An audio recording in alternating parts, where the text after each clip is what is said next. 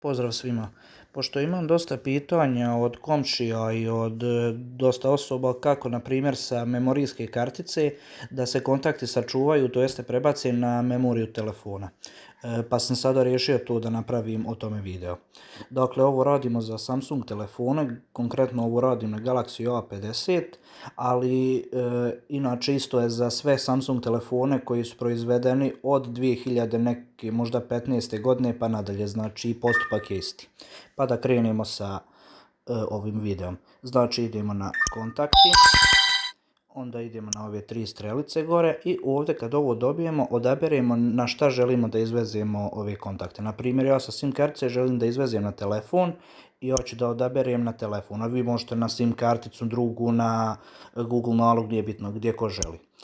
Kada smo to izabrali, kada je ovo gore naranđasto, što sam ja izabrao, znači idemo na ovdje upravljanje kontaktima. Dobro, ovo ćemo obavještenje da uklonimo. I onda idemo ovdje u vezi izvezi kontakte. Kada dođemo tu, kaže uvezite kontakte iz V-Carda. V-Card je memorijska kartica ili sa SIM kartici. Idemo ovdje u vezi i ovdje nas pita odakle želimo da uvezemo kontakte. Ja ću na primjer sa SIM2 kartici. Znači kliknemo na SIM2. Onda nam se pokažu ovdje svi kontakti, znači lista kontakata koji postoje na toj kartici. Ako želimo, izaberemo pojedinačno, ali u ovom slučaju želim sve kontakte sa kartice da uvezem na telefon. I onda kliknem opciju ovdje izaberi kontakte i kaže izabrano je 499 kontakata. Izvinjavam se. I onda znači idemo na ovo gotovo. I ovdje kaže na šta želimo da uvezemo kontakte. Ja ću da izaberem telefon kao što sam i rekao. I onda idemo ovdje, kaže uvezi. I on će krenuti da radi taj uvoz kontakata. Sad ovdje možemo da vidimo, evo na primjer, kaže uvoz kontakata i ovdje ide postotak i čekamo da se to završi. Ja ću da pauziram video pa kad se to završi vraćam se. Evo ja sam se vratio, samo da vidimo dokle je to stiglo. Evo još malo, znači nekih 91-2%. I to je to, znači uvezen je sljedeći broj kontakata 497.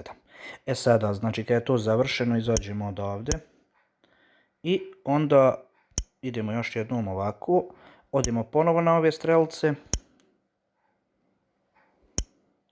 i onda odaberemo ovdje telefon i to je to, znači kontakti su uvezeni na telefon. Sada, ako želimo da izvršimo te kontakte, idemo znači ovdje ponovo na strelce, pa idemo na SIM2, da obrišemo sa SIM kartice kontakte. I onda kaže izbriši. Idemo tu, izaberite kontakte, izaberimo sve i onda odemo ova kanta ovdje, izbrišite kontakte sa svih povezanih naloga. To odčekiramo i kaže izbriši. I sačekamo ovdje da on izbriše sa SIM kartice.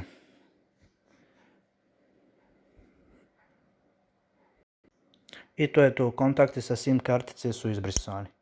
Znači sada se vratimo na telefon i svi kontakti koji su kopirani sa kartice se nalaze na telefonu. To bi bilo to što se tiče ovog videa, nadam se da sam nekome pomogao. Pozdrav!